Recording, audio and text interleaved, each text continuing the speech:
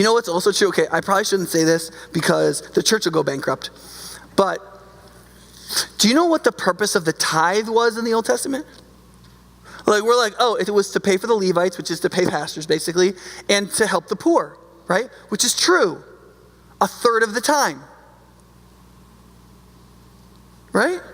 It says every third year, set apart stuff for the Levites and for the poor. And then, well, what do you do the other 2/3 of it? Well, it just happens that the harvests and the festivals line up exactly.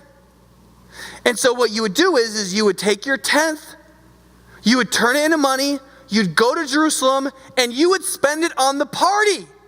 That's what it was for. And it literally says in the Bible, you can turn it into silver because it's hard to get all those animals wherever, right? And it literally says, buy whatever you want. Buy meat or wine or other fermented drinks.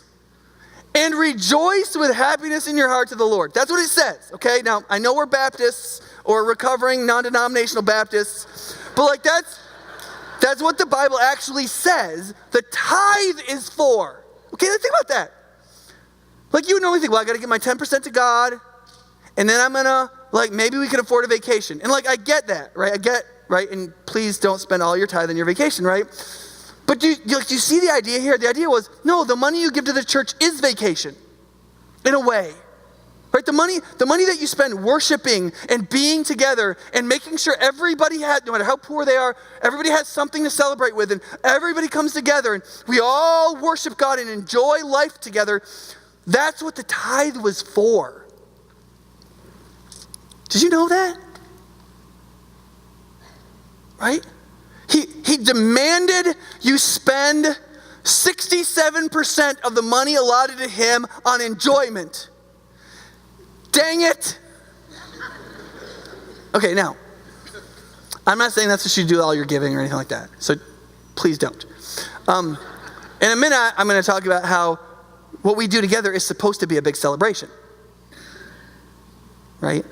But it's like you need to know this stuff. Like, it's in there. And listen, I've been a pastor for like 20 years almost now. Like, in some kind of ministry. I've never heard anybody talk about this. Ever. Right? I mean, this is scandalous stuff. I mean, when people talk about Jesus, like, sinners liking the kind of stuff he said. And you're like, well, I wonder where Jesus got that stuff. Sinners would like, it's right there. Right? Jesus said, look, it's not me that destroys fun. The devil comes to steal and kill and destroy. I've come so people have life. And that's why I'm the shepherd who lays his life down for the sheep. Sin, the world, and the devil destroy joy.